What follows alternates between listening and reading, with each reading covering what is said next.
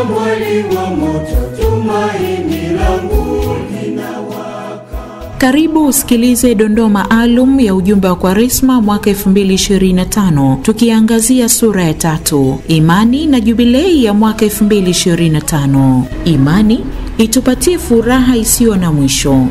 Imani ya kweli kwa Mungu huwasha moto wa mapendo mioyoni mwetu.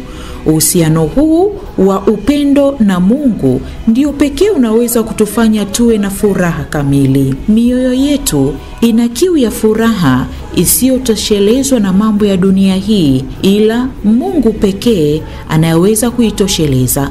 Bila Mungu tunaanguka katika hali ya kutoridhika na kukata tamaa. Mtakatifu Agustino alisema, umetuumba kwa ajili yako, Bwana, na mioyo yetu haina utulivu mpaka itakapotulia ndani yako. Imani itupatie nguvu ya kupenda na kusamehe.